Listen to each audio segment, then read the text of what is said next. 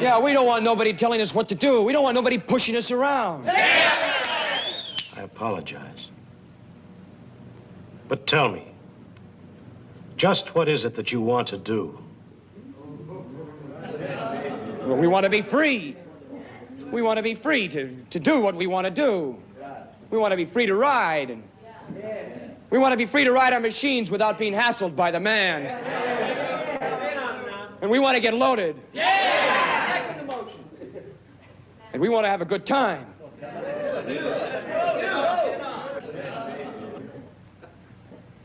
And that's what we're going to do. Well, when, baby? Let's go. We're going to have a good time. We're going to have a party.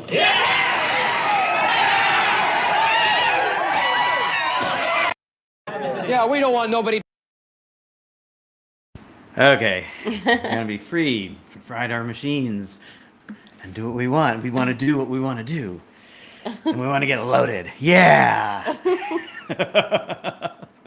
I love that. I hope everybody caught that intro. Yeah, it's from Peter Fonda's film Wild Angels. Wild Angels. Yeah, the Wild Angels, a 1966 film. Yeah. So you may as well watch it. Yeah. So we didn't announce that we were going to go live today. Yeah. We just decided, sort of at the last minute, while we were eating breakfast this morning, that we would go ahead and do an episode, a freedom episode, considering that it's July 4th, 2023. What does that have to do with anything, Julie? I don't know, but apparently it has something to do with something. Something to do with something. Well, so apparently.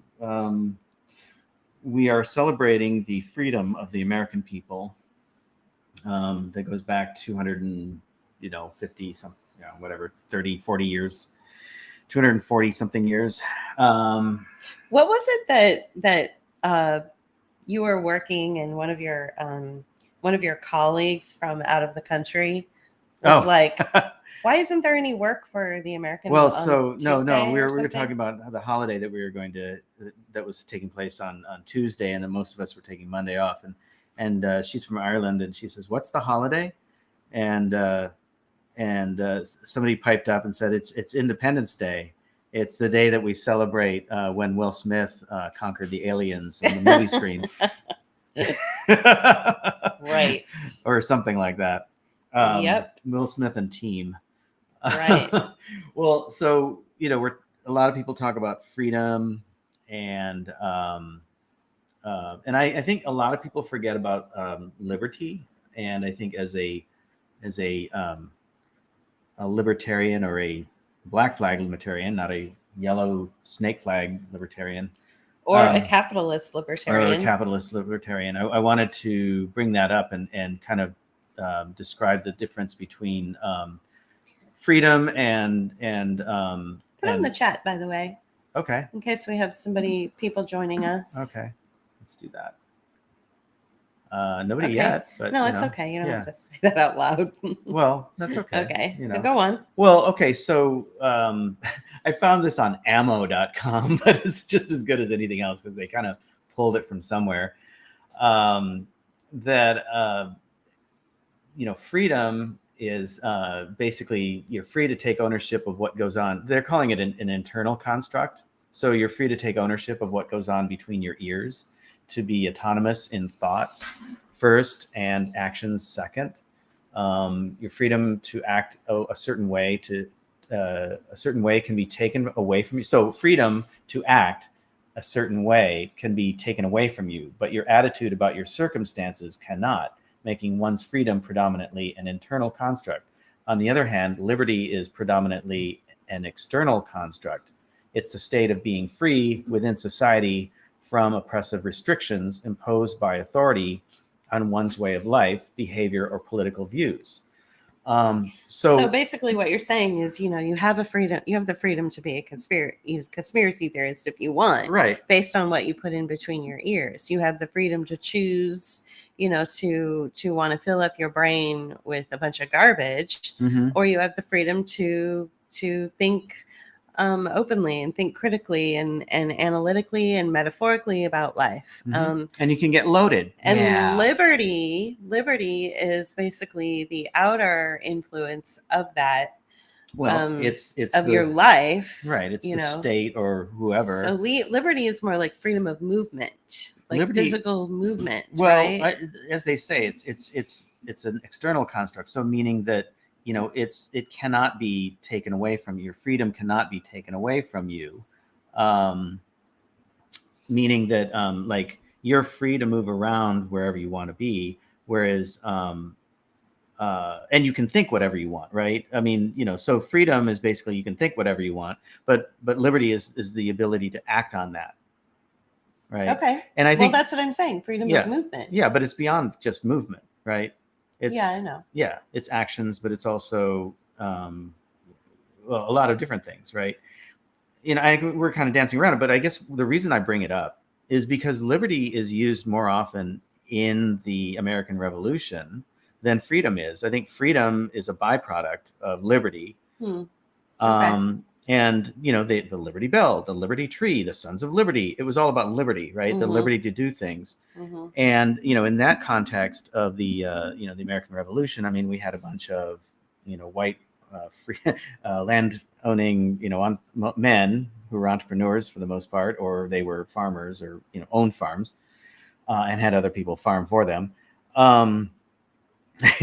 But their idea of liberty was to liberate themselves from the shackles of the oppressive systems of the monarchy, right? Primarily of England, even though they turned to another monarchy, France, to help them with that. So it was one person I was reading called it the first bourgeois revolution, as opposed to being a revolution of the people, right? It was absolutely a bourgeois revolution. Yeah. The American Revolution. Totally. Like, I think people understand that now. I guess what I want to talk about, though, is like ever since, well, especially over the last 3 years, the word freedom has been tossed around without really understanding what it means. And I think it means exactly what you read when we first went live 7 minutes ago, which is which is freedom is what you choose to put in between your brain. So recently we had somebody that we were connected to on social media, and who'd always, we've never met this person in life. It's doubtful we ever will. But this person decided to unfriend us on social media and sent us a message that said, I've decided to unfriend you, but happy birthday anyway. Yesterday was JP's birthday, but happy birthday anyway. What I'm trying to do is spend more time outside, less time on social media. And so I've curated my connections on social media. And I noticed that the curated people on social media are usually what I consider more reactionary types. They have tunnel vision about what's going on in the world. They take, a one position stance on things. So what this individual chose to do was announce to me and JP that she was going to unfriend us on social media. Now, what we put on our social media pages is our choices, which is like JP puts pictures of flowers and what movie he saw, or I put a picture of, or I might put a link to my favorite band. Apparently she felt that was really offensive and problematic for her. And so she chose to stay and keep her connections curated on social media with reactionary conspiracy theorists. And that's fine. That's her choice. That's her freedom to put whatever she wants to put in her brain. That's her choice. So a lot of people are saying, oh no, we lost freedom because of COVID or the anti-constitutional, policies or mandates or suggestions or recommendations that were coming through the health networks that were then influencing the establishment, influencing politicians, influencing your officials, things like that. That's not freedom. Freedom is your choice. It's your choice to fill your brain up with conspiracy theorists, fill your brain up with garbage, or to fill your brain up with light, openness, enlightenment, an opportunity to think more existentially or more metaphorically. It's your choice. Those are your choices. That is freedom. You never lost your freedom. What you lost was more power, was more power of your individual and civil and constitutional rights, or your human rights. You lost that power because you basically allowed corporations to come in and influence your local policymakers, all the way down to your school lunch cafeteria or your barista. And you gave that up. And as much as I've been really trying to take the soft touch over the last few years and say, this wasn't people's fault. Everybody's been, manipulated and marketed to for generations. In fact, the founding of our country was a bourgeois revolution that only really cared about the moneyed interests. We've been lied to for hundreds of years, da, da, da, da, da. At some point, the soft gloves and the kid gloves have to come off, and you have to start having these real conversations. So you have not lost your freedom. You never lost your freedom. You can choose to go jump over the side of a cliff without a parachute. You can choose to fill your mind with garbage. You can choose to disconnect with people if you feel that them showing pictures of themselves playing pinball on their birthday is too offensive to you. You can choose to do that. You can choose to listen to conspiracy theorists, and you can choose to engage in hysteria. Nobody ever said that freedom to choose went away. What did go away is your power. Well, and so that's kind of what I want to focus on. I suppose your liberty, right? And you're absolutely, what you said is, when you read that statement from the very beginning, that is what is the key. It's the liberty that has to do more with, and I know I bring it down to freedom of movement, but that's the only way that I can generate an image in people's mind, because lack of freedom of movement meant, okay, locked down, you have to wear a mask, you can't express yourself, which is a form of a loss of freedom of movement, that kind of thing. Now I know it's broader than that, but that's the image that I wanted to articulate in people's minds. Okay. And I think also, the idea of liberty, it's the primary thing behind, say, anarchism too, right? Or libertarianism. There's they often dissect liberal democracy into two areas: one that's libertarian, and one that's more I don't know, they call it democratic, but democratic meaning, you're looking at it as more like a group effort, as opposed to a libertarian, which is more of an individual effort somewhere in there. But certainly there's collectivism within libertarianism as well. You just cannot be on your own. Even individualist anarchists recognize that. But one thing that I wanted to bring up, and it's a quote that I've been coming across lately for some reason.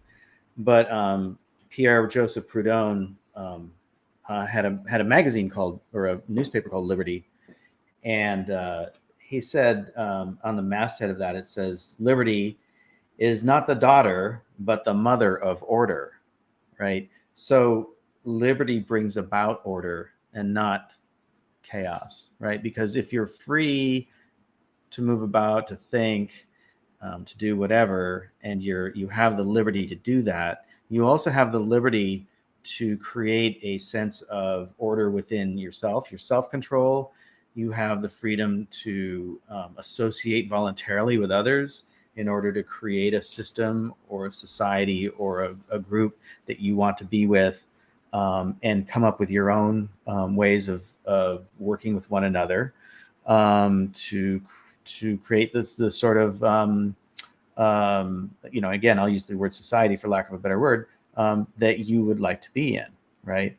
And so you're not having order imposed on you, you're creating your own, you see?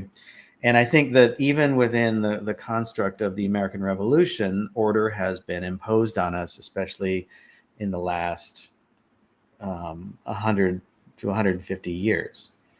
And these rights that were supposedly protected in the Constitution have been whittled away. Rights that basically, from my point of view, and probably yours as well, is we don't need to have rights. Our rights are in part of just being a human, right?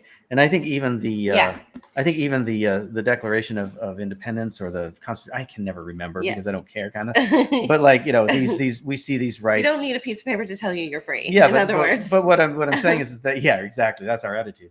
But the paper says, we see these rights as inalienable, right? Meaning that they cannot be taken away from you. Right. The whole point of the Constitution, though, is to protect those rights. Right. It's to basically double down on the fact that if you're a human, you're free. And if you're anything with a heartbeat, you're free. But the state that wrote that also is the state that has been taking away those protections. Exactly. So you haven't lost your rights. They're not even really rights. They're just part of being human. Right. But those protections have been whittled away and taken away from you. And so it's clear that, your government hates you. Mm-hmm. Basically. Yeah. So happy 4th of July, everyone. Happy Independence Day. Happy Independence Day. We want to say a special hello to our good friend Luther, who we did actually a couple of years ago have a conversation with. And the story of Luther's quest for freedom, now since this is the theme of today's broadcast, the story of Luther's quest for freedom is one of the most harrowing, interesting, insane stories I have ever heard. And what I'll do at some point is maybe I'll go back and find that conversation and have you guys listen again. And if Luther, you want to make a comment or make a chat on something like a 27-hour cab ride across state lines, fake vaccine passports were involved. I mean, and we're talking about you being in a foreign country. This wasn't even in the United States. So this was one of the most harrowing stories. You had to leave the love of your life in Vietnam, I believe it was. And anyway, I just want to say a special hello to Luther. Luther's been banned on Twitter and nobody really knows why. Luther, you should know that many of your Twitter friends, because of COVID, who lives in Los Angeles, your own sister, myself, even Jared and Elizabeth Beck have all shouted out and said, "Where's Luther? What happened? Why is this happening?" So that to me is a very good indication of, the loss, banned twice. Yeah, exactly. The loss of freedom, the loss of obviously the number one, the First Amendment, which is your freedom of speech. Luther is a good example of what's happening all over the world, where people are just randomly getting banned for God knows why. I mean, Luther was never offensive in his tweets, very rarely offensive. And usually he just cracked a lot of jokes and he made a lot of us laugh. And he basically said what we were all thinking anyway, but he did it with humor and sarcasm. And so I guess the algorithms or AI or maybe even Elon Musk himself is not a fan of sarcasm or humor. Yeah, he's kind of a humor. I mean, he has a good sense of humor, but I guess we now have your right to corporate sovereignty over other people. Right. Is more important, and I never saw that in the Constitution, that protection. I never saw that in the Constitution, but I guess it's there. It's sort of like written in the margins and is paid attention to more. I guess now. So. Yeah, your right to corporate control. Your freedom to be controlled by the corporations in every venue. Yeah. So I that's why I think it's very healthy to have like a diverse portfolio in your life. So when you're looking for a job, you want to diversify your portfolio. You want to say, I've got, like for instance, with JP, I've got 25 years in, UX, information architect experience, but I am also a painter and I've also been researching AI and I am a very good writer. So he's got a diversified portfolio. Well, I think we should all be diversifying our life. I've got a very healthy presence on social media. I take pictures of kittens and flowers and put up my favorite bands. But I also have my Book of Hours page, which is over here in another section, which is strictly relegated to conversations about kind of what we're talking about today, and also, questioning prevailing narratives, questioning polemics, and things like that, right? So having this diversified life, but then I also have a pretty healthy outdoor social life. For the last week or so, JP and I have spent more time outside doing really fun things to sort of celebrate his 60 years around the sun. It's been really healthy. We get out there, we had a party, we went to the movies, we've gone and seen live music, we've been outside, we walked around in nature, so we have a very diversified life. I think if you it's okay to have a social media presence. It's okay to make your connections online, but you have to have a diversified life, just like you have to have a diversified portfolio when you're looking for work. So, that's what you have to have. And so we want to go into that. And as far as our decision to leave Pittsburgh, which we announced in our latest newsletter, which I don't know if many of you have read yet, but if you get a chance, read our latest newsletter. If you're not on it, if you don't get it on email, you can always go to info@book-of-hours.com. Send us a message and say, hey, I want to be on your newsletter. But we also posted it on all the social platforms like Facebook, Twitter, and Rockfin, all of them. Rockfin even, yeah. Yeah, so you can read some it there. Of the alternative social platforms. Right, and I think is it on our blog too? It's on our blog. It's okay. on Substack. It's everywhere. There is no excuse not to read it. So if you want to read it, you can find it. It's easy to find. Go to any of our platforms and you can find it.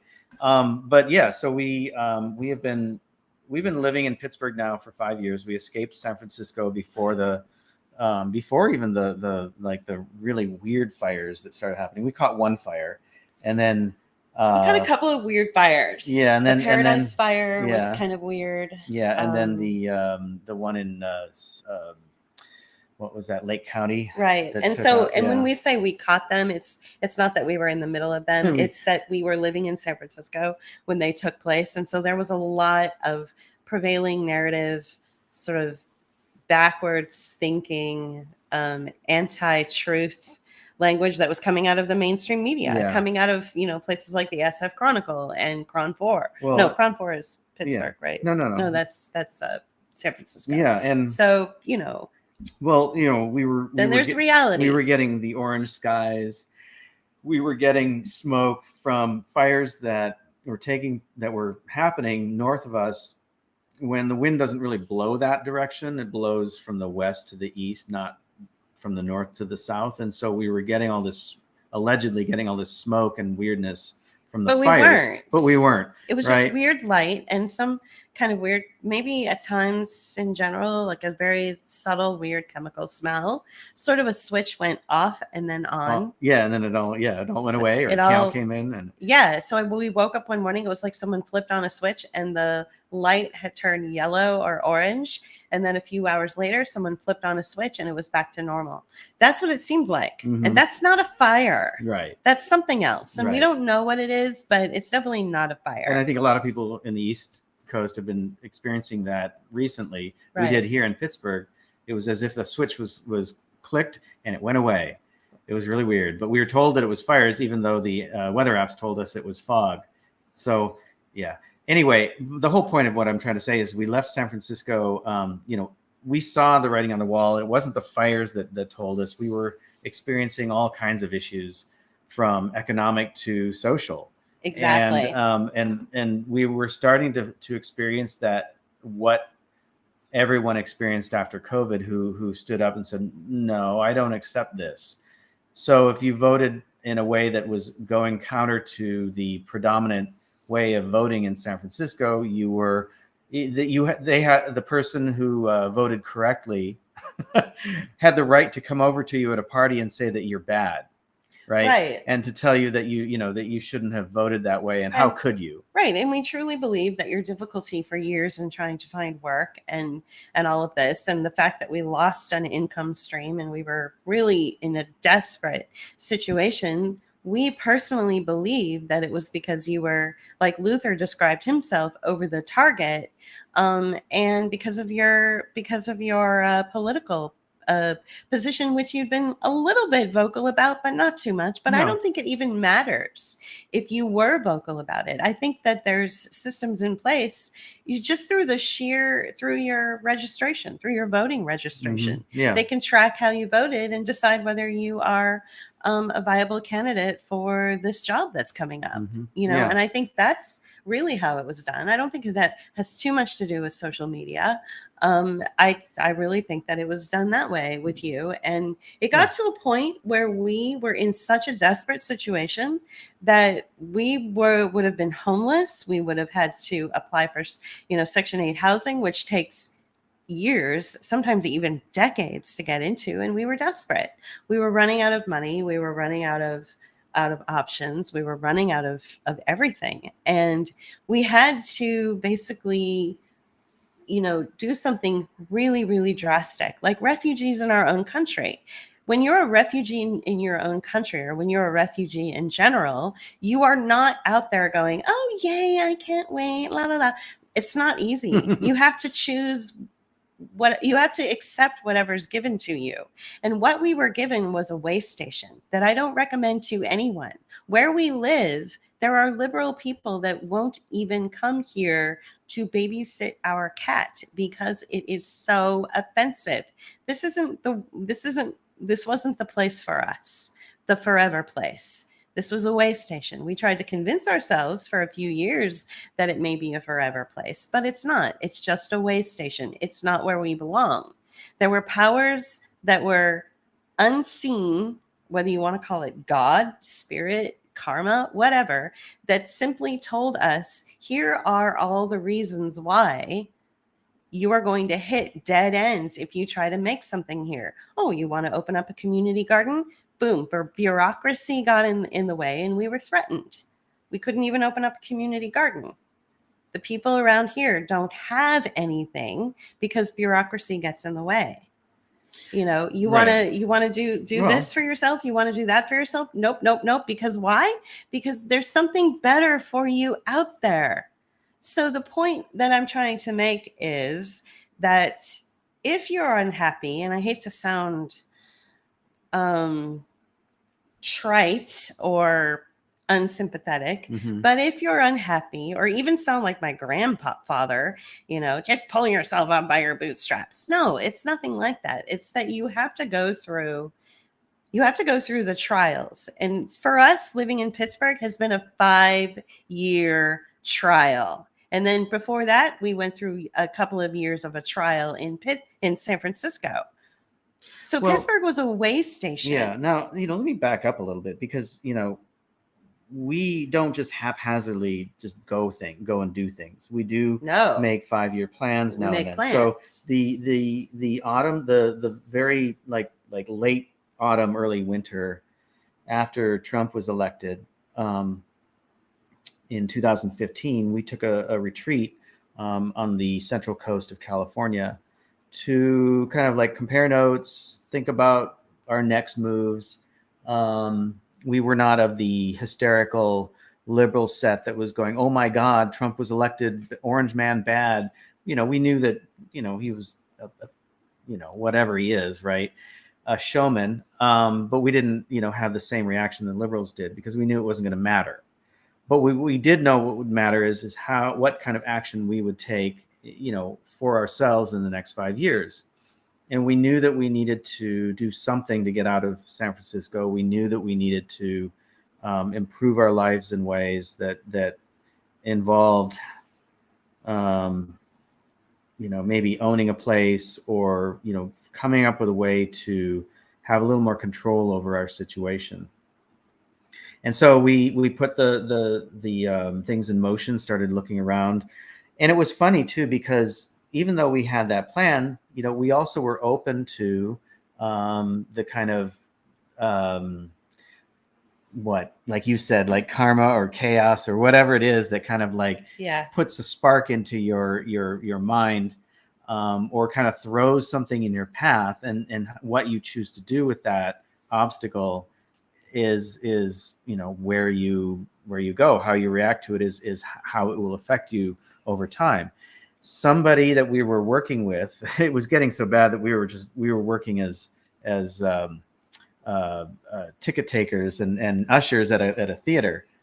Okay. And anyway, so a friend of ours who was working there says, "Oh, hey, look at this!" For some reason, just out of nowhere. And it was a house in Detroit, Michigan. Yeah, it was a house in Detroit, Michigan. That basically didn't exist. It was $60,000. Well, it did exist, but not in the areas that we were looking. But we never found it. Like when we went to Detroit to look for homes, we never found it. Yeah, that's our true. agent was like, "I can't find this place." Right. So anyway, but that got us looking over there, and then that experience led us to looking at Pittsburgh, and that experience led us to moving to Pittsburgh. Right. And there were a series of almost mystical or magical interventions and messaging and signs that took place. Like, for instance, when we were staying in the Airbnb in Detroit, Michigan, while we were looking at houses there was a poster on the wall with my birthday, and it had something to do with wood or Russia. So now we live in a place that is at the corner of like 7th and a street name with the name Wood in it, and also my maiden name. So there were like a series of, and 7 of course is my number. So I know this sounds really mystical and weird and very woo, but some of you might actually dig it. Some of you might actually be on board with this. I think that what you have to do is set a 5-year plan. Get out of your own way, be open to the universe speaking to you, watch out for the signs, be practical, keep your feet on the ground. Don't get caught up in conspiracy theory. Don't get caught up in fear and hysteria and nervousness. But you can pay attention to those mystical or magical signs. You can pay attention to God or the universe, whatever you want to call it, while you are still living very much in reality, while you still do have your feet firmly planted on the ground. So that's basically how I live my life. I feel like I've been influencing JP to live his life that way. And as a result, we were able to launch out of this way station, which was never a home, never felt like a home, but simply a place to gather our thoughts. And when we got here, we finally said, okay, we've landed safely. We are out of San Francisco, but we are in a place that is degraded terribly, horribly degraded. Mm-hmm. And it's not meant for us, but we are going to make the best of it. We're going to do the very, very best that we can. If we have to stay here forever, then you can be damn sure we're going to have the most beautiful house on the street. We're going to make it work somehow. So I want to mention Richard Bonner says, no doubt about it, both Detroit and Pittsburgh were once magnificent cities. Yeah, we could see how Detroit was once a great city. It was like Pittsburgh, it was a city of neighborhoods, and all those neighborhoods were just plowed under. And like there were just fields and fields of neighborhood streets and sidewalks without houses on them, but just, grass. It was like returning to the prairie. And Pittsburgh, what they're doing to downtown San Francisco is what they did to downtown Pittsburgh already. Like all the retail's gone.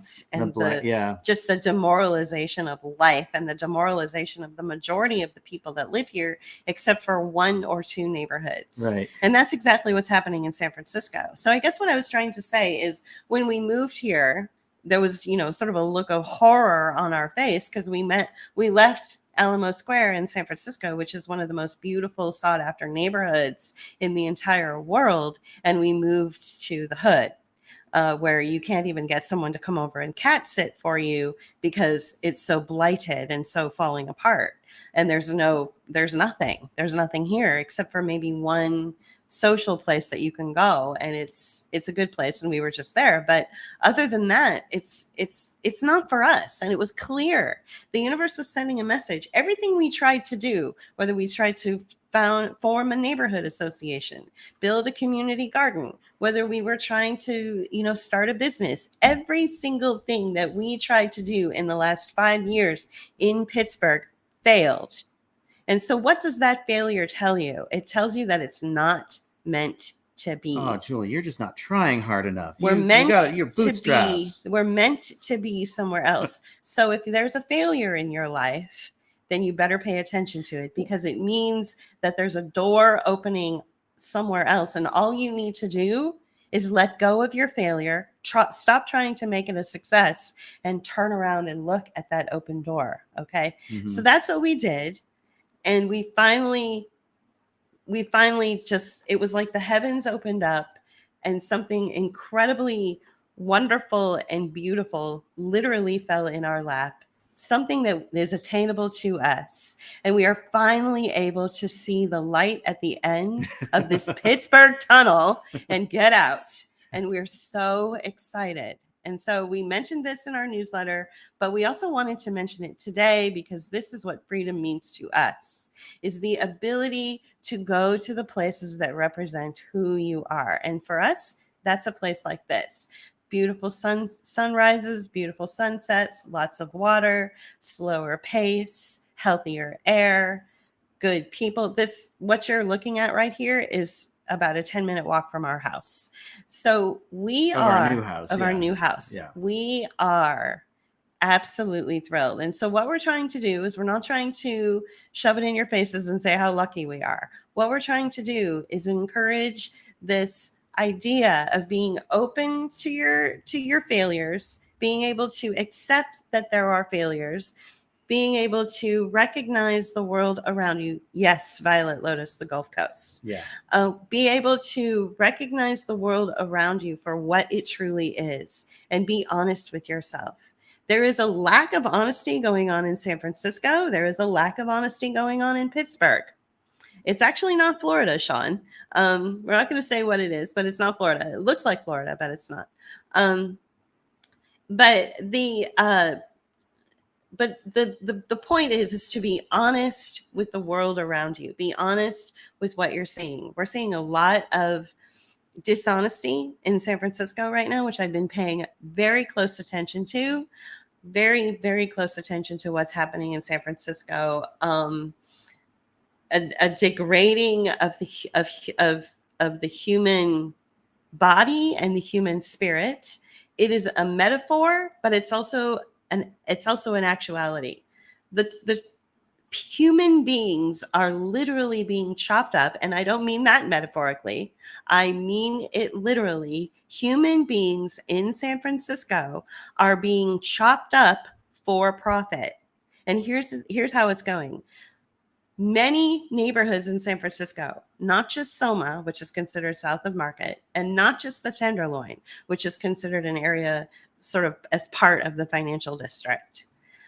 Not in those two neighborhoods, which have traditionally had a high percentage of drug users, but also in other neighborhoods where it's branched out to the Haight. It's branched out to the Sunset District. It's branched out to other neighborhoods. Human beings are being brought in with drug addiction problems. At the same time that those human beings are being carted into San Francisco, you've got a huge influx of cartels that are coming in through maybe the immigration policy. Maybe they've eased up on immigration policy. I don't know. But whatever reason, you've got a huge influx of brand new drug users, as well as a huge influx of cartels.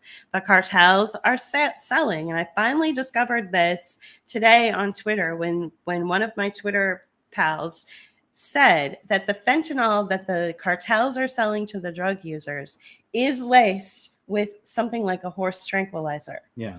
And what that horse tranquilizer is causing is their limbs to go to rot, and for them to sway and fall asleep in the middle of their of their life. So they're swaying back and forth. And then what's happening is, because of the deplorable conditions, there's no showers, there's no bathrooms, they're succumbing to bacterial infections, and they are getting amputated. So you see a lot of amputated bodies now in San Francisco. No legs, no hands, arms that are covered with open wounds. You also have defecation. And I'm not just talking like what you would think of when you think of defecation. I'm talking like explosive, toxic defecation in the middle of the streets. It's a war zone. And nobody is willing to talk about this. Nobody is willing to be honest with what's going on. Instead, you've got your exactly, Violet Lotus. That is exactly right. The surgeons are making a mint. So not only do you have these human beings that are prey to the cartels, and the cartels are making money, but then you have the surgeons making a ton of money by chopping them up and fixing them up and then sending them back out into the street. And this is all tied in with something called harm reduction, which is a fake concept that by allowing drug users to do drugs in a safe environment and giving them clean needles, that this is somehow a good thing. And that's not a good thing. So harm reduction sounds good on the outside. It's absolutely disgusting. This is not what freedom looks like. And this is happening in Philadelphia, in Seattle, in San Francisco, in Pittsburgh, all over the place. This kind of disgusting chopping up of human bodies, the taking of human bodies and turning them into profit. You've got your local politicians and your local leadership doing these marketing photo ops, where what they do is they get street cleaners to go in and power wash the sidewalks, throw down some of that astroturfed grass, throw a bunch of high earners in this astroturfed grass, turn it into a block party and say, see, everything's fine. Everything's fine. Look at this. The tenderloin is great. Everything's fine. Well, there was an event about a month ago. This time of year in San Francisco, they have this thing called Sunday Streets. And it's like every Sunday they pick a neighborhood. They close down the streets to traffic and they allow the kids to come out and play in the street. People ride their bikes. People do public yoga, whatever the hell they want to do. Like sounds awesome. Freedom. It sounds like freedom. Mm-hmm. And they advertise it as that. But basically, they did just what Julie just said. I mean, it's sort of like a cultural Marketing. Photo op. Not helping. Mm-hmm. Oh boy, I just lost my train of thought. It's like colonization, right? Mm-hmm. It's cultural colonization from one part of the city to another, saying, "See, everything's fine here. Everything's just okay." But they don't, and these people are the same ones that are supporting. They're denigrating, or they're going after the people who are reporting these things on Twitter or other places and saying that that they're doing a disservice to the poor people who are living on the street. And yet the same people who are complaining about this are doing nothing and saying that it doesn't exist. But JP, technocracy. Yeah. Well, so you see what I'm saying? Like, what we should be focusing on is what's happening. And like Violet Lotus says, it's happening in Boston, where she's located as well. I'm assuming Violet Lotus is a woman. I'm sorry if I have any assumptions. Yeah, if I have it wrong. But so everybody is in every state is going through what San Francisco is going through right now, and yet nobody's talking about it. You've got your influencers leading you down the wrong path. And I just witnessed it in our own alley, like right outside our back literally door. In our own backyard. If we ever needed a sign that it was really time to go, first of all, the cost of living in Pittsburgh has now rivaled San Francisco, believe it or not.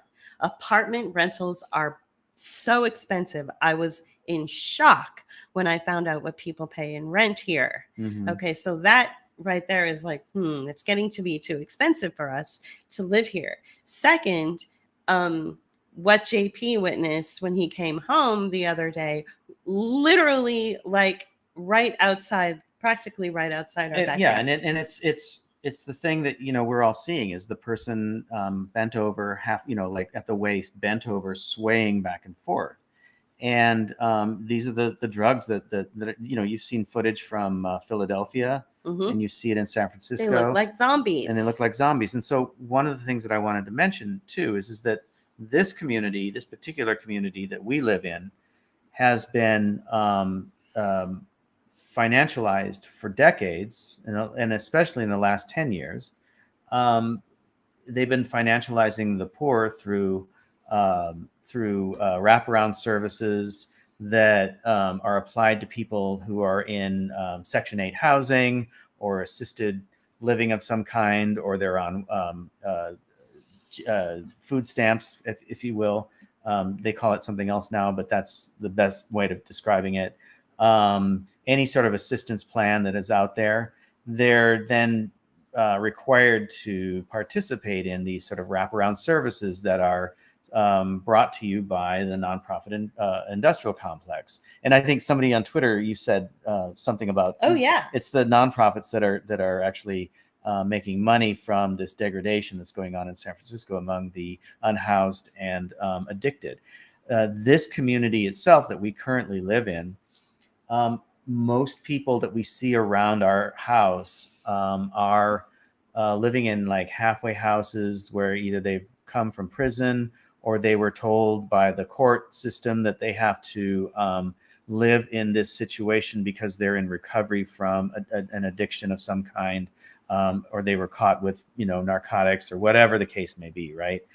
And so you have people with, if they don't have an actual ankle monitor, they have a virtual ankle monitor, right? Right. And you basically see zombies walking around our neighborhood. And you also have people there, and we've said this before, you can throw a rock in just about any direction and hit a childcare center in this neighborhood. And that's because they're set up to supply those services to people who are on Section 8 housing and welfare, who are required to work because of the Clinton administration.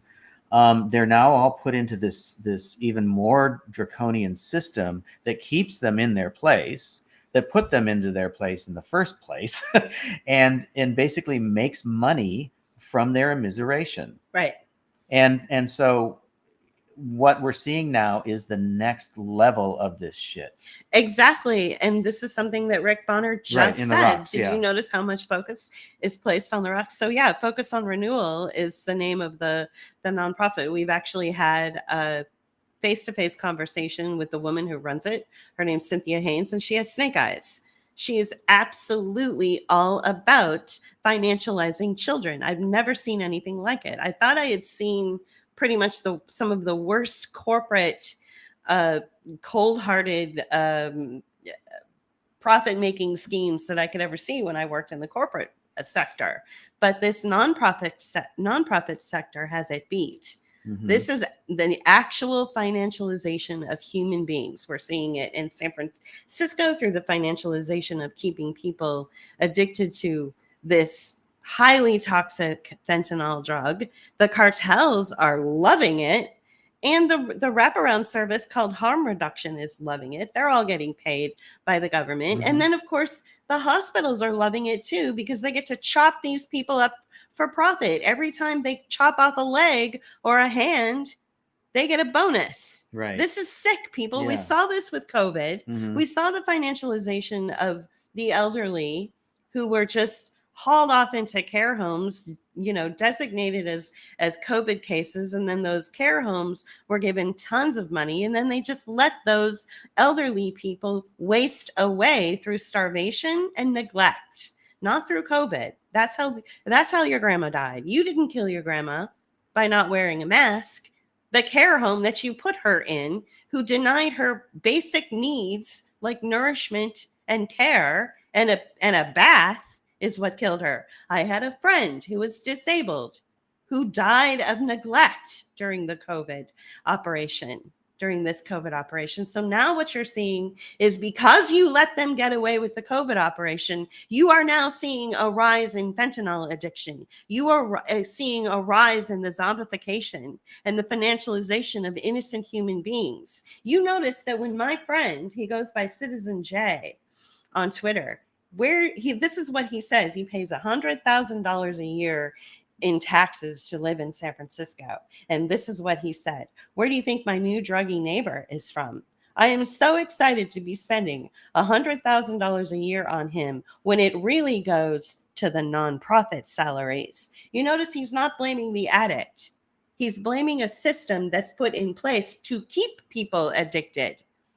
To keep people addicted, whether they're addicted to toxic laced fentanyl street drugs, or whether they're addicted to COVID shots or the medical industrial complex. So, we saw a bill. I have a couple points.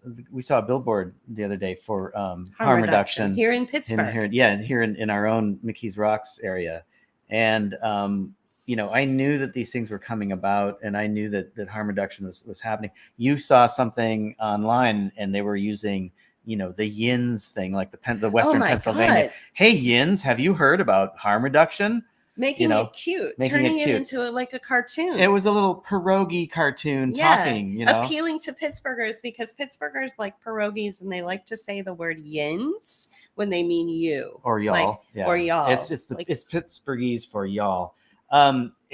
Anyway, so we saw that, but then the other thing, you were talking about Cynthia Haynes, and we actually turned to her organization before we knew, how evil it was, to help us with the community garden, because we were having trouble kind of like cutting through the red tape and getting somewhere with it. And we brought her out to the site, and we talked to her about it, and kind of made our proposal, our pitch, and you could see the wheels turning around in her head, like, how much can this profit me? And basically what it comes down to, and it wouldn't profit her at all. In fact, it would probably hurt her, because what it was going to do was actually help the community as opposed to keep the community in its current position.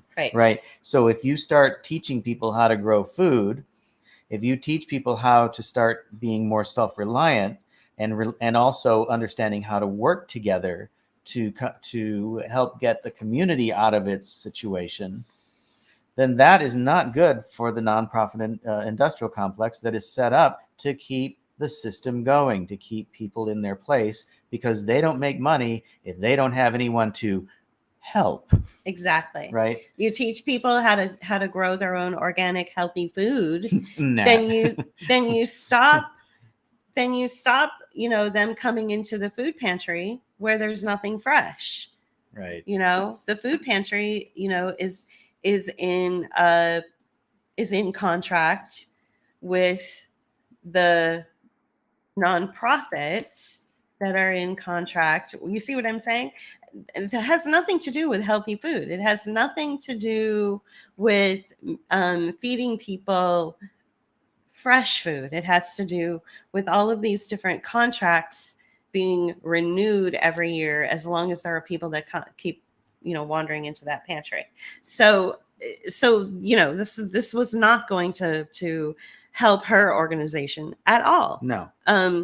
So I think that this 4th of July, since the whole premise of this broadcast was to talk about freedom, is to explain to you that we spent 5 years living free in our brain, despite the fact that it was like living in a war zone for 5 years. And when you're living in a war zone, there is no liberty.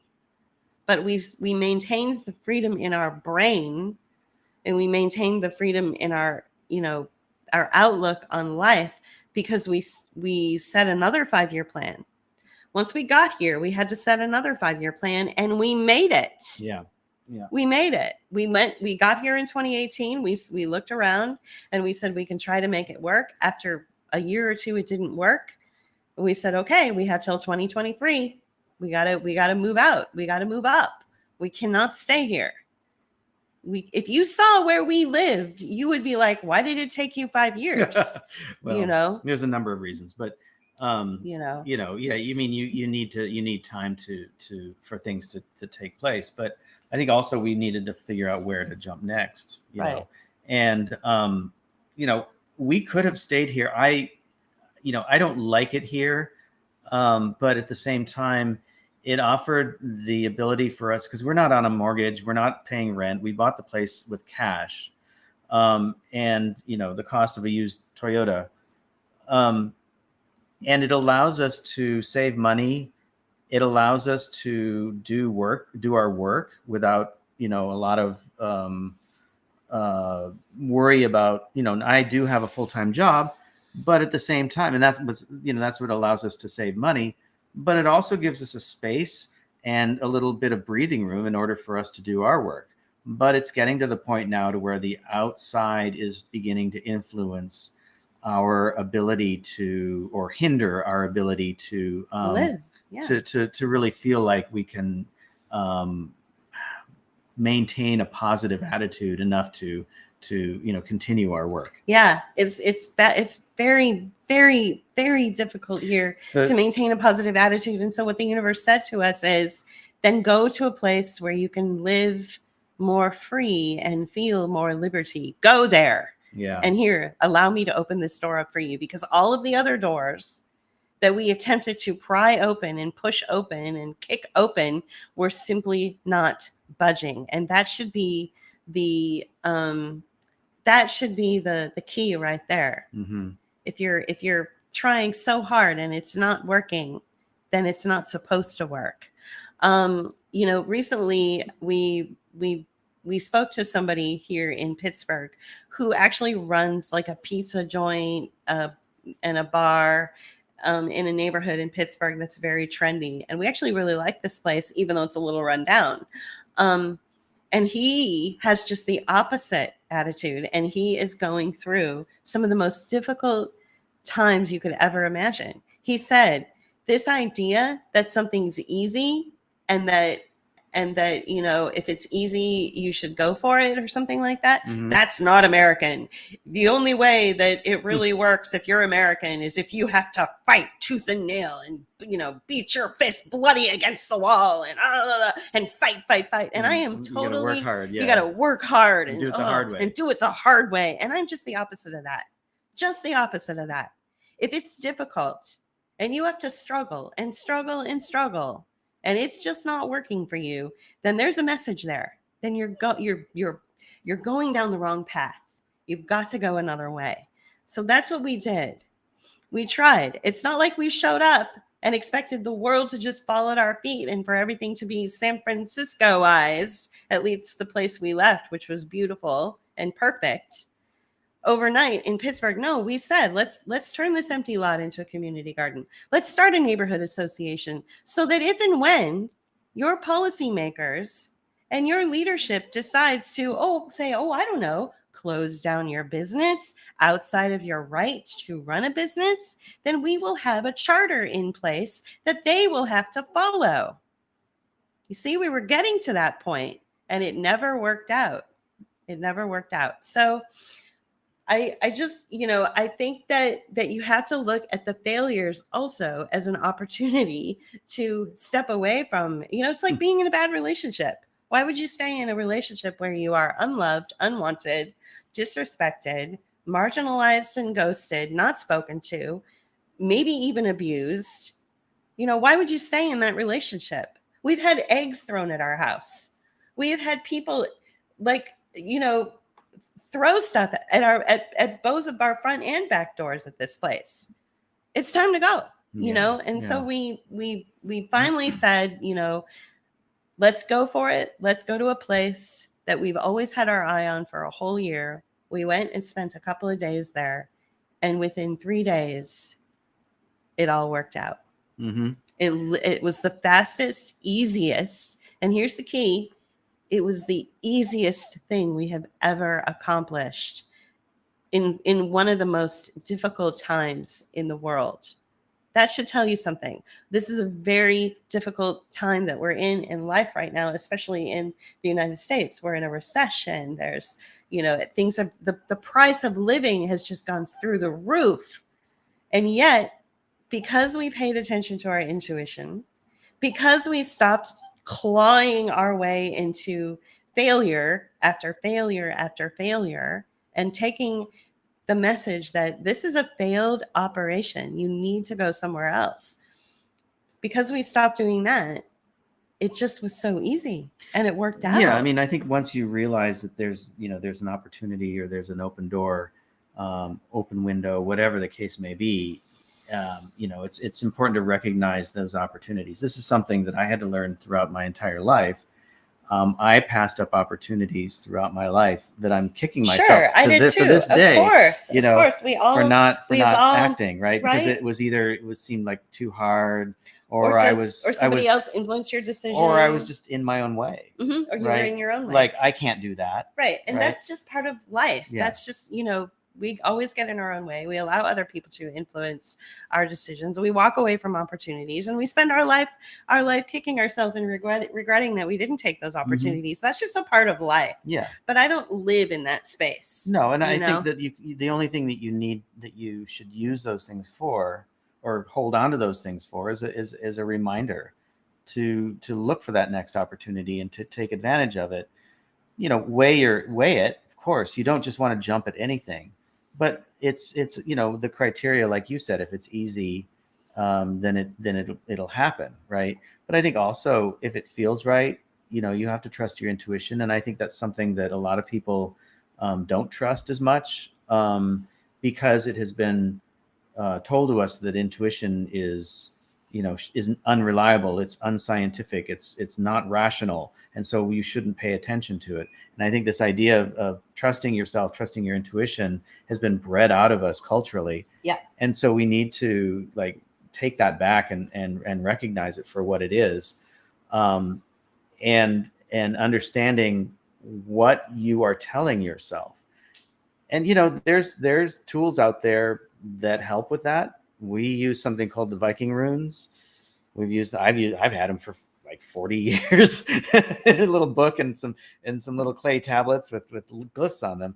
But there's the I Ching, there's tarot, and some people look at these things as being spiritually corrupt, and or compromised, and I say just the opposite. Right. These are things that are tools that help you unlock, just like the Bible, a is conversation with yourself and your Mm-hmm. intuition.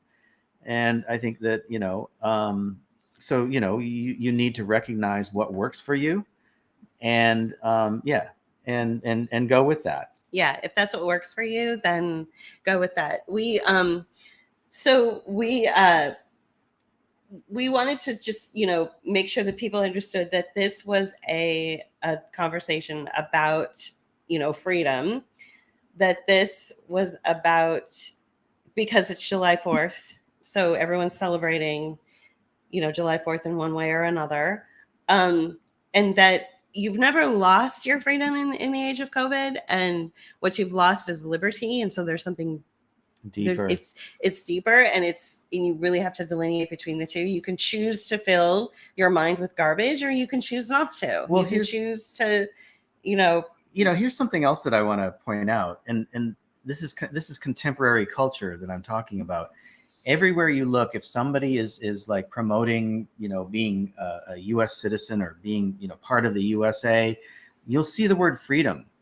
You do not see the word liberty. Have you noticed that? Yeah. And yet all the things that are associated with the founding of this nation, like I pointed out before, there's not a freedom avenue in Pittsburgh. There's a liberty avenue. Right. Right. Exactly. And so what, you have to look at is, again, our history has been altered. The way we learned, what we learn in our history has been altered over the years, to make it seem like the movers and shakers, the captains of industry, are the ones that made it so we can live the way that we do, right? As opposed to we the people, right? I think the same thing goes with the words. Freedom has replaced liberty in our everyday thoughts and interactions, especially when it comes to the idea of where we live. And I think that freedom is important, but liberty is more important. And because it was at the foundation of the founding of this country, and it has been kind of worked out, erased out of our language, and replaced with something that's less than.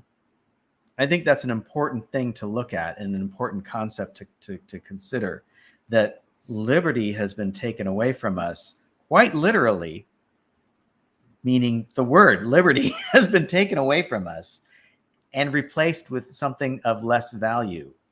Freedom is important, but you can't have freedom without liberty. Right. And so kind of like the democracy replacing the republic, Luther says. Exactly. And Right. and Richard Bonner is, clearly a local, because he knows all these places we're talking about. Liberty Avenue, which is right in downtown Pittsburgh. And I'm on it. I walk down Liberty Avenue a lot to go from point A to point B to catch buses or head over to, the local store I want to go to or something. Liberty Avenue is considered, the Tenderloin district. But I got to say, Rick, it's nowhere near. I don't see I don't see the mutilation of human bodies on Liberty Avenue like I see in the Tenderloin. I don't see human feces and human excrement on Liberty Avenue the way I see it in the Tenderloin. But here's what I have seen on Liberty Avenue in Pittsburgh that I started to see in Pittsburgh in San Francisco 5 years ago when we left. And that was all of a sudden, out of nowhere, people were being very aggressive towards me or individuals that were just walking from point A to point B. They'll get right in your face and start screaming at you. I never saw that in Pittsburgh before, but I've seen it over the last month or so, and I've dealt with it, and it's really scary. I had a guy try to run me over with his shopping cart.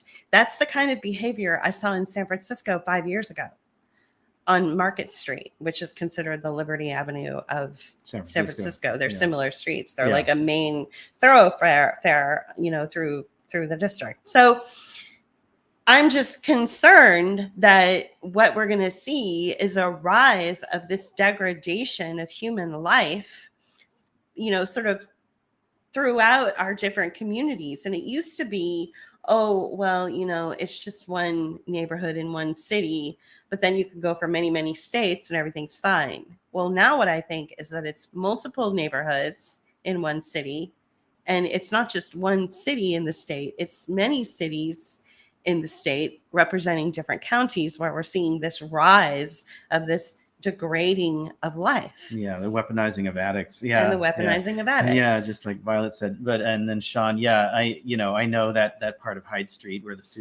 Hyde Street Studios was, and that part of the Tenderloin, that part of Hyde Street was the worst, and it has been for decades. So getting back to this conversation about liberty, just very quickly touch on how AI may affect liberty. I don't know if AI will necessarily affect freedom, because people will have the freedom to work AI however they want and put in I think that the programs. If we're talking in the context right now, what we're going to probably see is the continuation or the amping up of censorship through AI tools. And I'm not talking about ChatGPT. I'm talking about corporations, or we watched a video the other day. I forget, he was like the Freedom Institute, or I forget what his organization was.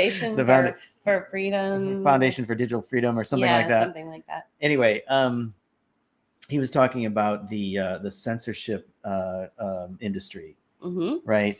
And how they've been using artificial intelligence to scrape. To scrape. That's right. That's a good word.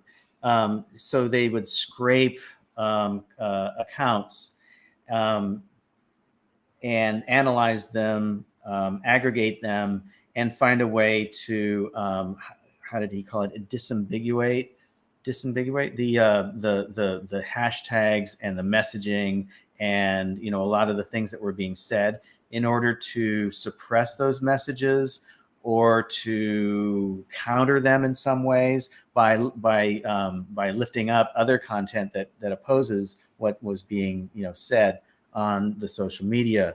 So this idea that this technology can easily go in and take thousands of accounts, not just 100 or but like maybe even millions of accounts, right? Because of the power of artificial intelligence, to scrape thousands to millions of accounts and content and spin it in such a way to where it gets suppressed and other messages get lifted up. The other thing that we're speculating may, this is actually taking place now, and it has been taking place since like 2016, okay, and more so in the last few years. The other thing that we're speculating may happen is that that these types of messages or messaging that is supporting more mainstream narratives or supporting the fake election, where people will probably get messaging and content information customized to their specific point of view, worldview. Their worldview. Yeah.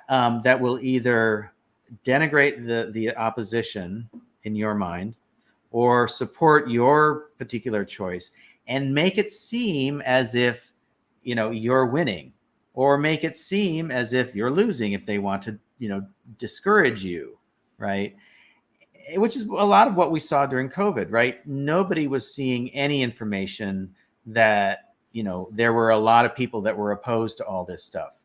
Everybody thought that there were just a few people that were opposed to the shots, when the numbers played out that more people were refusing the shots than were taking them, that more people were not getting sick than were getting sick, that the numbers that they were pushing towards us of the deaths were just normal death rates of any flu season. And yet they were being reported as the highest number of deaths in decades, right? And so they were inflating numbers that were untrue. They were suppressing numbers that were true. And we feel that AI is going to be very instrumental in amping that kind of rhetoric, amping that kind of suppression of information, as well as the promotion of propaganda in the future. And influencers. Oh, yeah, especially. There are at least 2 or 3 influencers that I can think of right off the top of my head. And they're especially on Facebook. And artificial intelligence is being utilized by the Department of Defense, the CIA, we'll say the Department of Defense and the CIA, in order to allow those influencers to have a space and be heard and to gain popularity. Because those influencers, if you really listen to what they're saying, they're not talking about what I've just been talking about for the last hour, which is the financialization and the mutilization of human beings. Mutilization. Mutilization. I think it's the financialization and mutilating human beings combined. So it's a word I just made up. Mutilization. Mutilization.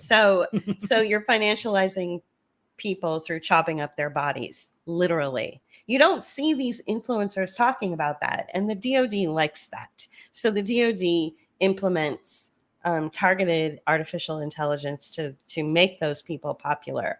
There's a lot of gibberish and a lot of nonsense that comes out of their language. They use they for instance will hype up insignificant individuals who are popular in the corporate sector, like for instance a guy by the name of John Snowden. So an influencer out there said, "Oh my God, we have to look at what John Snowden is saying." Why? John Snowden doesn't have anything to do with the influx of cartels and the chopping up of bodies for profit.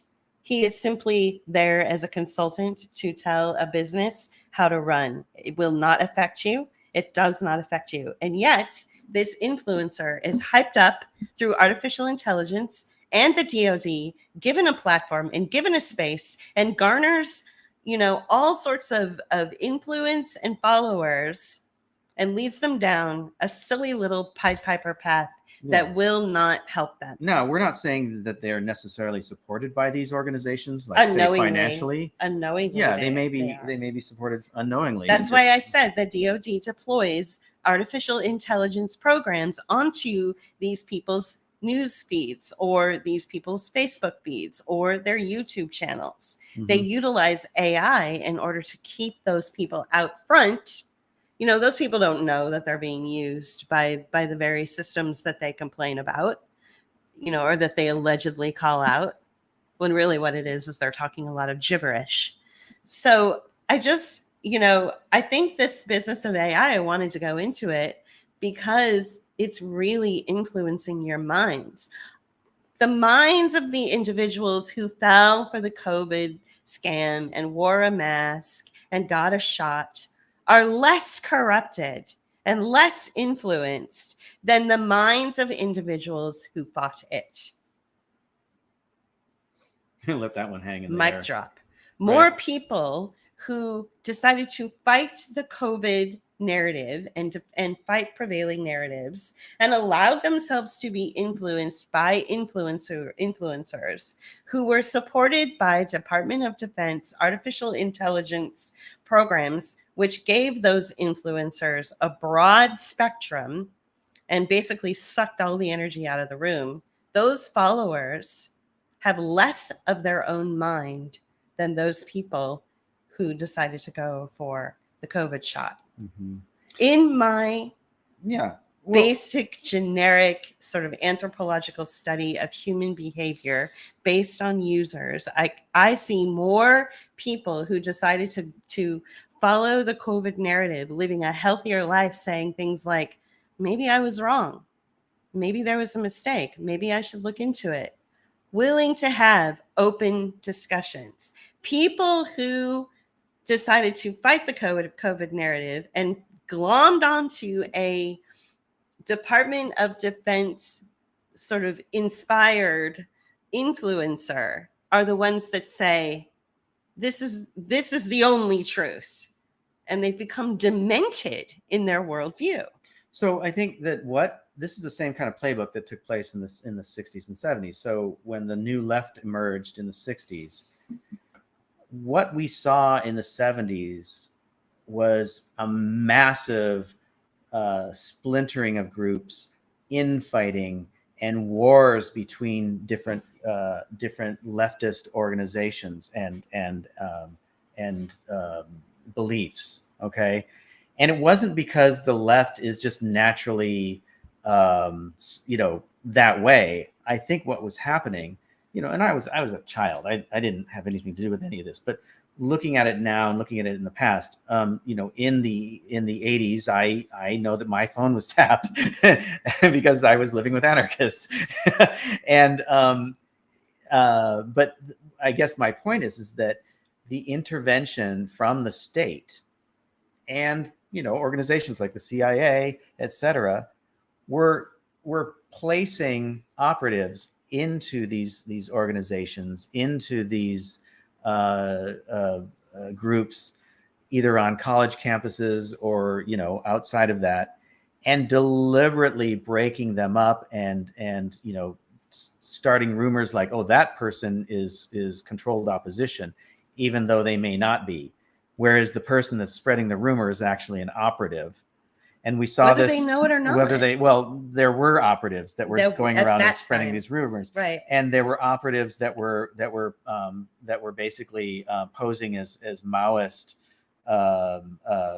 insurrectionists or Maoist groups, going in and taking over other groups to influence them to the point to where they became these weird Maoist leftist groups, and then they would splinter, and then they would just basically disperse, right? And that was the whole point of that COINTELPRO type of approach to the new left. Right. They're doing the same operation to right. the people who were opposed to COVID by putting in either operatives or inserting messaging and lifting up influencers who are probably not quite right in their summarization or their idea of what's going on.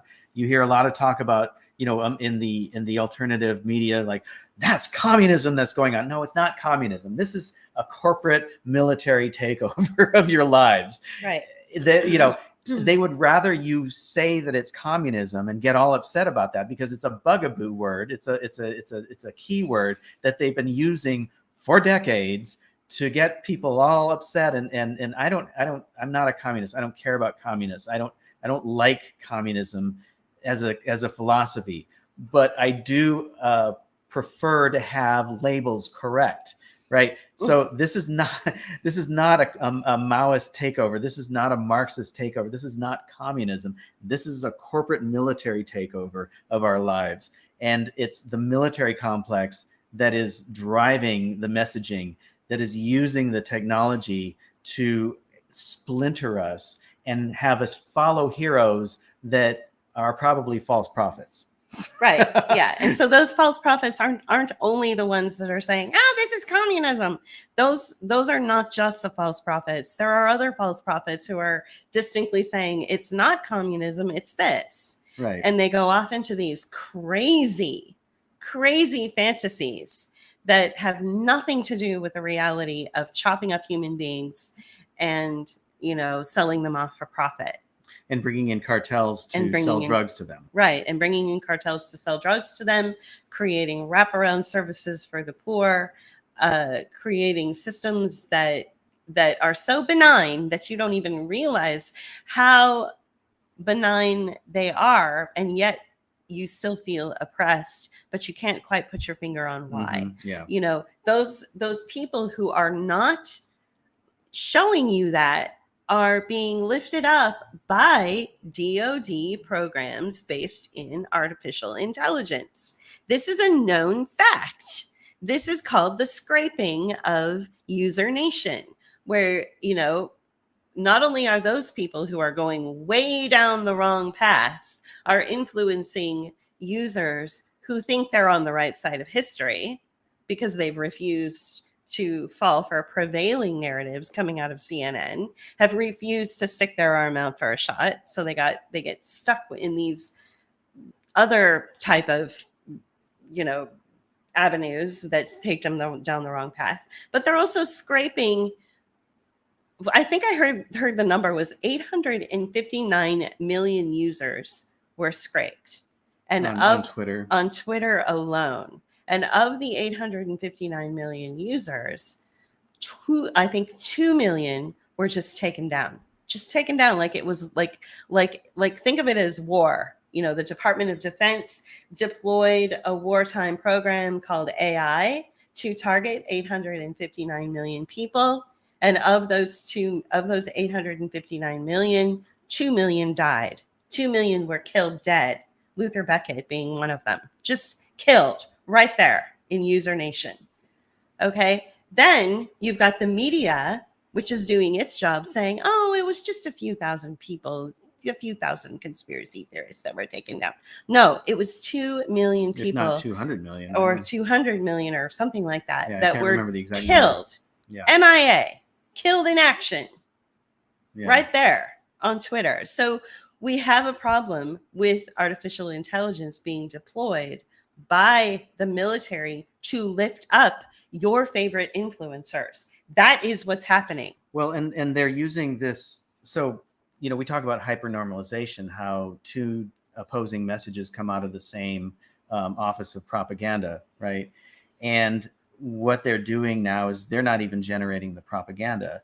They are taking opposing viewpoints and pitting them against each other, or even like leaking disinformation that people will then glom onto, and then promoting that disinformation through whatever popular pundit that is espousing that, right? Yeah. And so you'll see that the popularity of a certain viewpoint or given influencer will rise in a certain point, and then they'll go away for a certain point, and they'll cycle depending on what it is they're saying and the like, right? So I guess what I'm trying to say is AI is going to take hypernormalization practices and policies and amp them up into, steroidal cosmic levels. Yeah, that's why it's important to have a diversified life.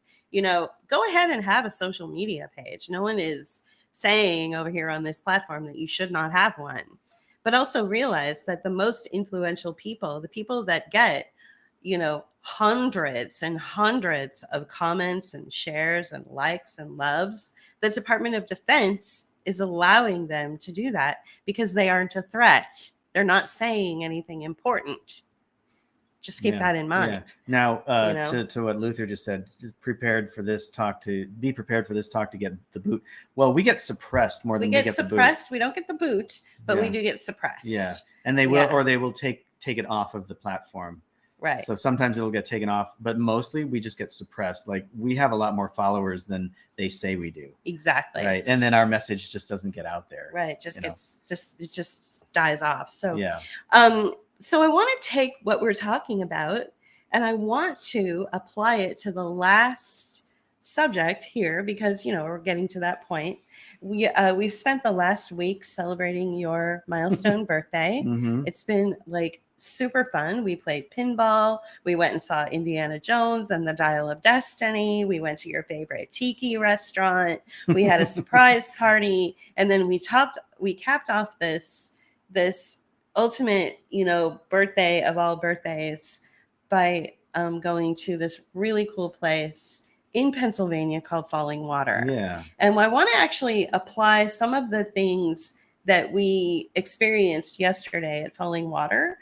And what you were talking about, you called her the docent, and I think that's actually too kind. I just think of her as a tour guide. Yeah, I think she referred to herself as a tour guide, but she was, they refer to the Falling Water as a museum, a living museum, or just a museum.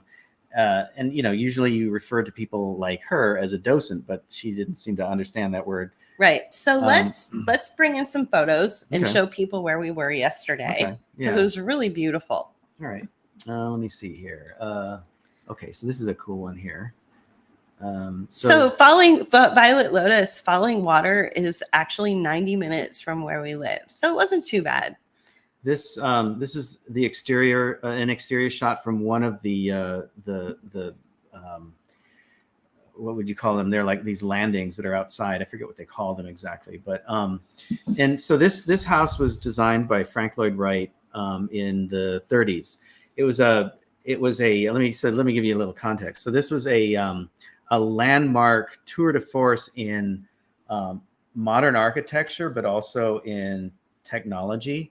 They did some things there that nobody had ever really done before. Like, and I don't know if I have a photo here of it, but there was a cantilevered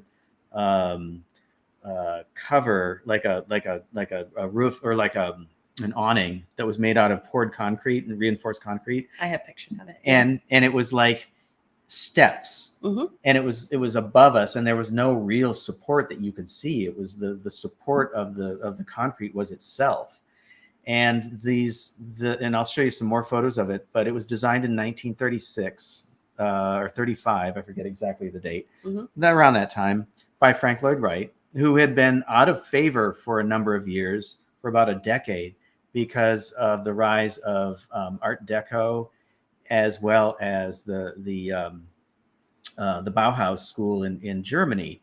Both had a lot more influence. They were more machine oriented. And Wright was more natural setting oriented. He called his architecture organic architecture. He started the Prairie School of Architecture back at the beginning of the 20th century, which was an architecture that worked with the landscape rather than trying to impose itself on the landscape. Right. And what were you gonna say? Everything that JP just shared with you about who Frank Lloyd Wright is, the tour guide only told one thing that he said, which is that he uses natural landscape. But everything else that JP just explained to you, she left out. And isn't that what's happening in the age of all of this disinformation and all of these influencers? They are the tour guide for User Nation. They are gathering all of the people into the room and they are telling them just a teeny bit of truth. Okay. And so what we have with what I'm trying to do is tie in what's going on in the world with this Department of Defense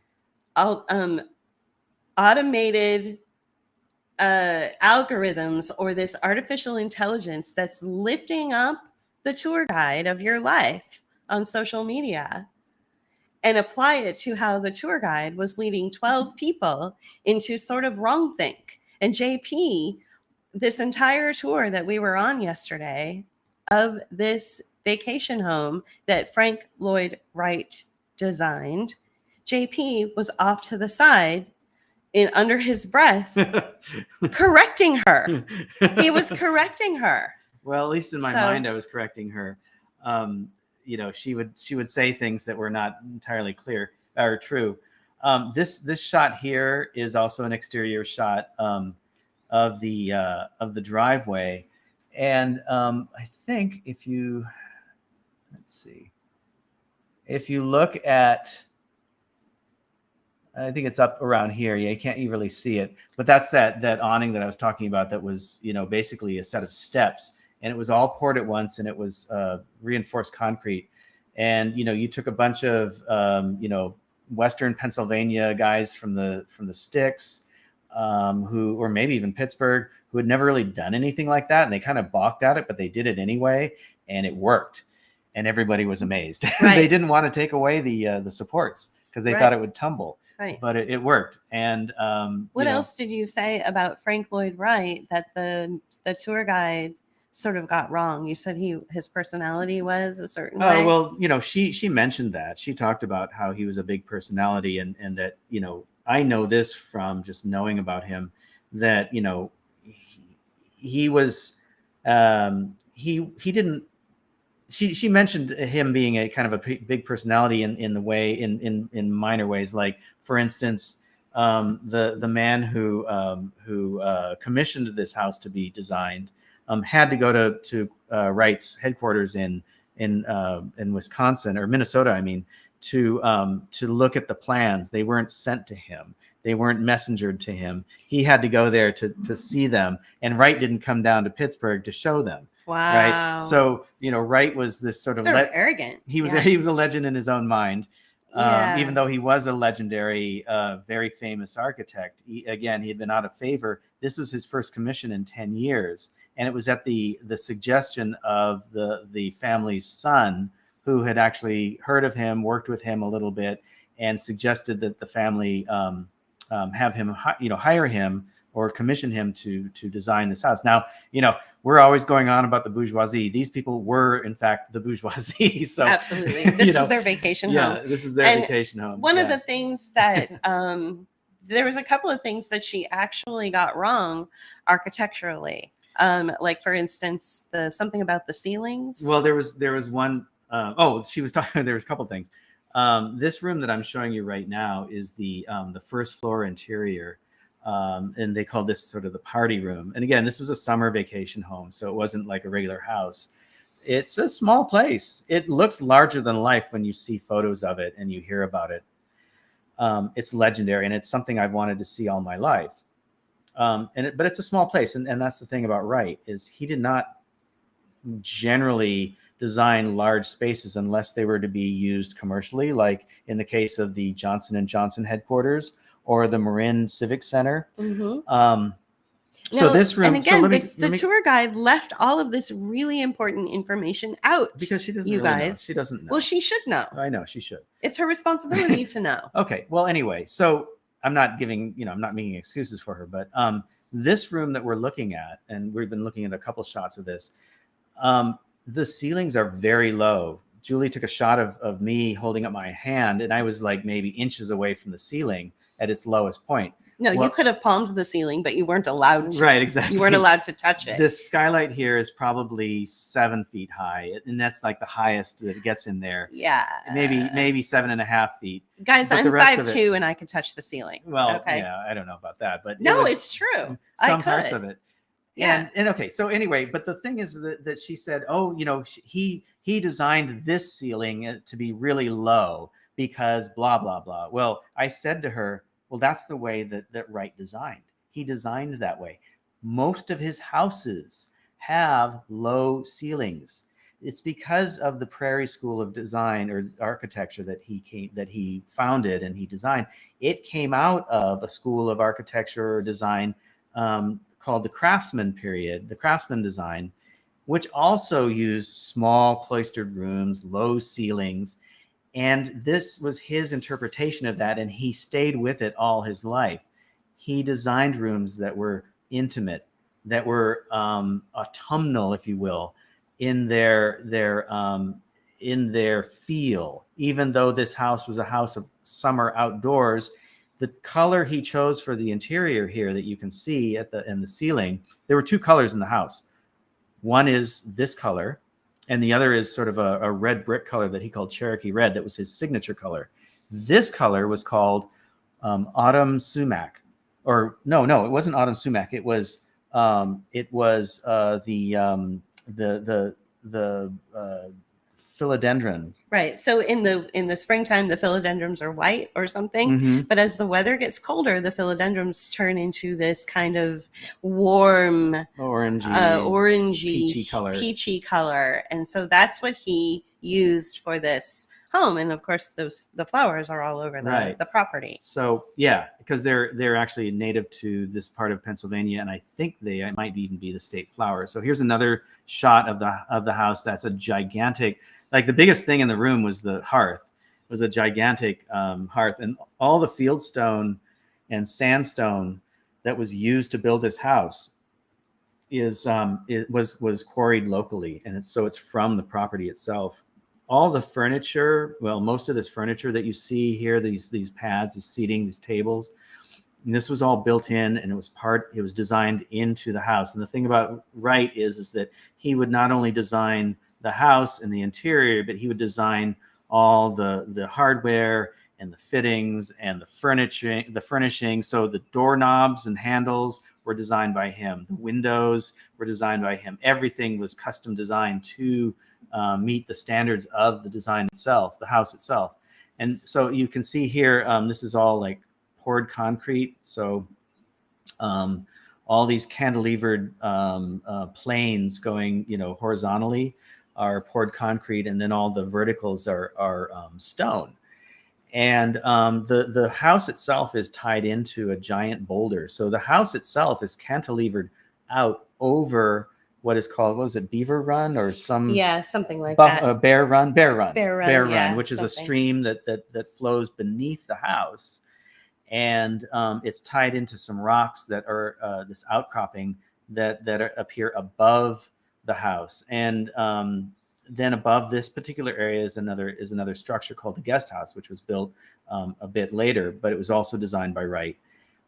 There was an interesting thing that she did point out, our tour guide, our docent tour guide, was that there was a chair that they had displayed inside the guest house or guest room that he had designed for the house that was intended to be dining room chairs. The Kaufman family decided not to purchase those, and so they used antique dining chairs at the table instead. However, the organization that now runs the Wright House here, Falling Water, acquired one and put it into the room to have as an example of one of the chairs that he designed for the house.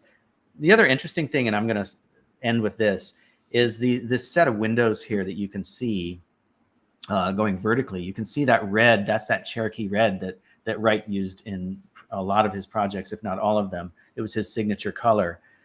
This is all steel, and he considers this sort of like a tower. So this glass structure, this steel and glass structure, is independent of the rest of the building. It stands on its own. It's just tied into it.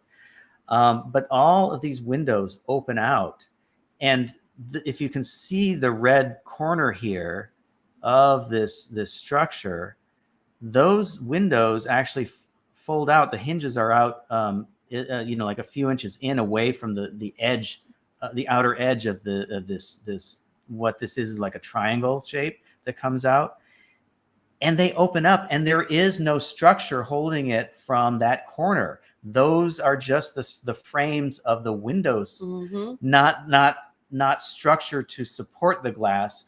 It just is, it's the window, and it folds out in its old thing. And so basically what happens is when you open them up, you have a free and clear view of the run and the forest that's around it. So what he was doing was bringing the outdoors in and the indoors out. Exactly. And providing views of the nature that surrounds this house. Right. It kind of reminds me of Jenga or whatever, the way the windows opened and how that staggered. It was just so beautiful. And you weren't allowed to take a picture of that from the inside, but take my word for it. When she demonstrated it, it was good. So I guess what I'm trying to do is, you know, I thought this would be a really good example of, you know, showing you how an influencer, somebody like a tour guide who basically has 12 people who are following her around and are listening to everything she's saying, believing everything she's saying. And she's only telling half truths, and she's only telling you bits and pieces of a truth, you know, whereas JP was correcting her and saying, no, this is really what the architect is like. This is really this idea of low ceilings in this particular vacation home from the 1930s is not just for this house. This was part of his overall style. This is how he did his entire work. Right. Yeah. So he had to correct her. So there was one last thing. But she ignored what I said. And of course she ignored it, you know. And so that's what I'm trying to say, is that we are being influenced by tour guides who are telling a little bit of truth here and there, but ultimately leading you into a wrong perception of things. You know, Frank Lloyd Wright, my perception, I'd never been into a Frank Lloyd Wright dwelling or home before.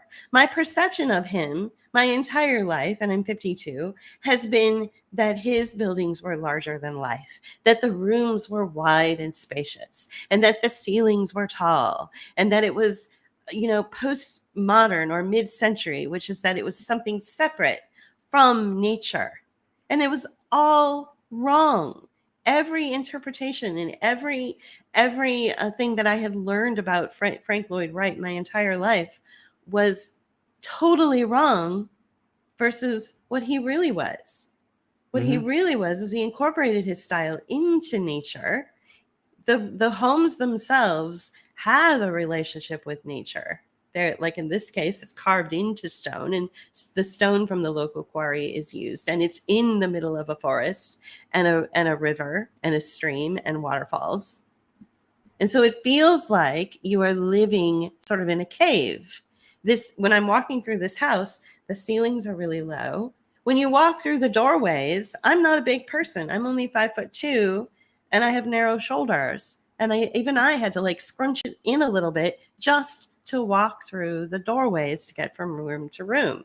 The teeny tiny little beds, the teeny tiny little furniture, all of this was done on purpose, which was completely different than what I was told, than what I was taught. We have to be careful of influencers who are telling you a lot of half-truths and leading you down fictional paths and not focusing on the truth. And so once I was able to experience the Frank Lloyd Wright house, it made me eager to see more of his work. And there is one in the new place where we will be moving to, that we will be taking a tour of nearby in the next few weeks.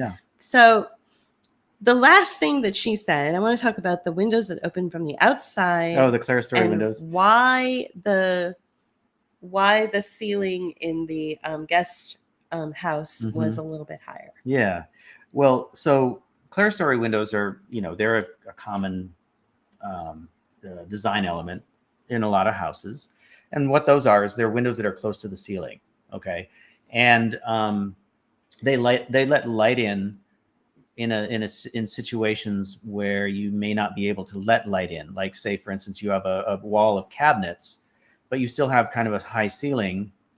And so you can put clerestory windows there of any height in order to allow maybe ventilation and or light. Okay. In the guest house, the ceiling was higher than it was in the main house. And the reason for that was that Wright wanted to let light in from the other side of the house. So from both sides of the house, going, from the width direction, right? On the one side, there were big, tall windows that were almost like the full length, the full height of the room. On the other side, there was a wall and then clerestory windows. Now, the reason for that is that it was mounted into a cliff, and there was a rock face that went up about 3/4 of the height of the room. And so in order to let light in on that side, he had to raise the ceiling higher than what he would normally do in his designs in order to incorporate those clerestory windows to bring light into the room. So he also considered the space of the room that would be occupied and the people in it, as well as the surrounding areas, so that he could you could incorporate nature, you could incorporate light, you could incorporate air and the feeling of the outdoors into the structure itself.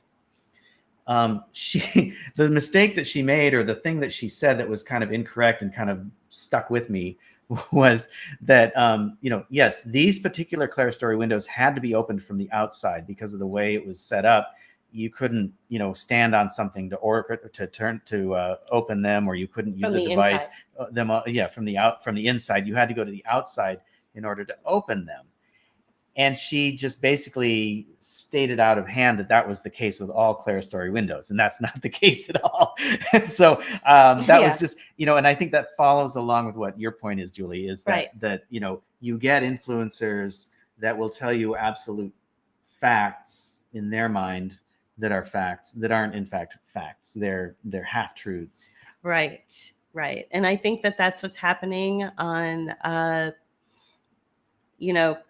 on social media, especially. We are all at the mercy of these tour guides who are well-meaning. They don't know that the Department of Defense is using artificial intelligence or automated systems in order to promote them. They're just thinking, wow, this is great. I just had 678,000 shares on this Facebook post. Wow, this is great. They don't know that because of the fact that they're the tour guides that are misleading us, telling half truths or getting things wrong. They don't realize that the Department of Defense enjoys that and is thus putting in programs to make them popular. So I wanted to demonstrate, how, the tour that we went on with, yesterday with this tour guide with 12 other people for this vacation home that Frank Lloyd Wright, famous architect, had designed back in the 30s. I wanted to apply that to influencers who are being used by the Department of Defense. And so in closing, this discussion, which is about an hour and 45 minutes now, and so we'll close it out, was about freedom. And it's about how you've always had freedom. You've had the freedom to question your influencers.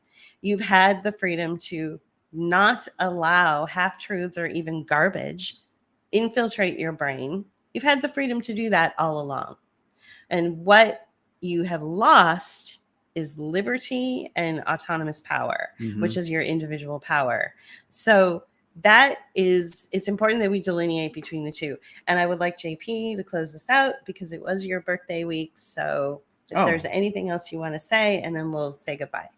I think I've said it already about liberty and freedom. I think that liberty is definitely more important. And if you pay attention to the artifacts and historical record of this country, you'll see that liberty was on the minds of the so-called founders, the fathers, or whatever you're going to call them.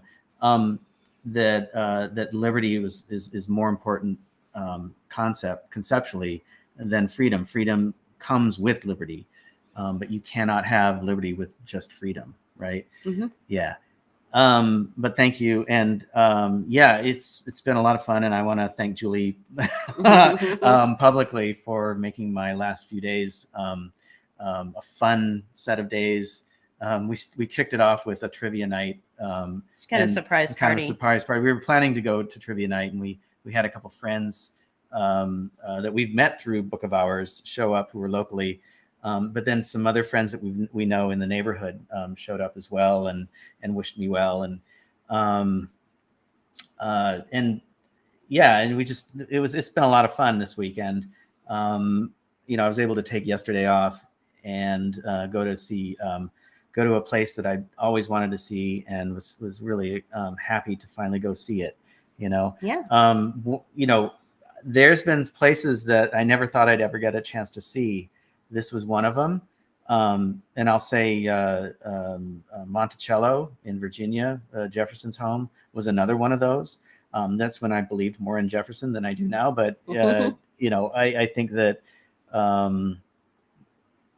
these spaces, they reflect the people and the culture they come from. And that's both good and bad, right? And so they're important, not because somebody had them commissioned and had them built. I would not have liked the Kaufmans at all. But I do appreciate what they brought into the world. And I'm not sure how I would have gotten along with Wright. Yeah. I might have been a buddy, but I probably wouldn't have been a close, but he was friends with a lot of artists like like Diego Rivera and people all over, right? So probably would have run in maybe the same circles had I been a contemporary of that time, if I was famous enough. I don't know, but I guess what I'm trying to say is that it's important to not pay attention to the people behind them as much as the spaces themselves, because they represent a zeitgeist or a period of time, whether that's a positive thing or not. It's important to go to places like on the central coast of California, like Hearst Castle, because it allows you to see how one set of people were living during a period of time when most people were scraping by. Right. It's important. And this is another example of that. This was built in the Depression. Exactly. So you got a chance to see how the bourgeoisie were living. Now, this place is much more simple than the Hearst mansion on the central coast of California. But at the same time, the ability to hire somebody to build a place for you that meets your specific requirements and needs and desires is during a period of time when most people couldn't afford to eat. I know my grandfather had to hunt and fish to feed his family, Well, this guy was building out a vacation home for his family. Right. So, so these things inform us in ways that may not have been in the original intention. So it's important to pay attention to them and understand their context of when they were built, how they were built, who built them, and who was behind them. Yeah, exactly. And it tells the story. And I think that if you want to apply that same thought process to the founding of the country and the founders, you can. They were building out colonies while individuals who were allegedly fighting for freedom were starving to death and not getting their commission. Right. Yeah. We can talk about that another time, but yeah. So it's the same thing. These kinds of things keep repeating themselves, right?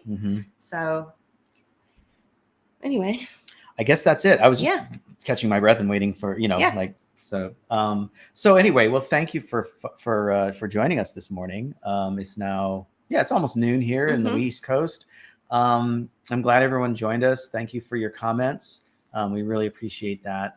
And, and I'm glad that people, know about some of these things, and we share some common ideas and histories, and so we really do appreciate you out there. Once I want to just like kind of iterate before we sign off is that we talk about influencers and people. We want to just make it clear that a lot of the things that we say are things that we believe, the things that we intuit, and these are things that we speculate on. But then there's other things that we know to be true or real. I don't know if I believe in an actual truth, but I do know that, there are things that are correct and things that are incorrect. Right. And if they are incorrect now, if the things we say are incorrect in the future, we believe them to be true or correct now, and we can always be proven incorrect. Right. So things change on a dime every day. It's basically what you're trying to say. Yeah. The narratives change. The truth changes every day. And if you live in a fixed space, then you're not doing yourself any favors. You've got to diversify your thought process, diversify your life. That is the sign of freedom. When you have a mind that is open to diversification of different ideas, different concepts, when you learn from your mistakes and you learn from your failures and you move on into better spaces. Yeah. I think that's basically coming full circle back to where we started. Exactly. Okay. So that is freedom. Okay. Thanks for joining. And thank you, JP, for your insightful discussion around the Frank Lloyd Wright House. Yeah, the Falling Water in Pennsylvania. Falling Water in Pennsylvania. It was awesome. Well, thank you. And thank you for the last few enjoyable days. My pleasure. Okay. Bye, guys. All right. Bye-bye.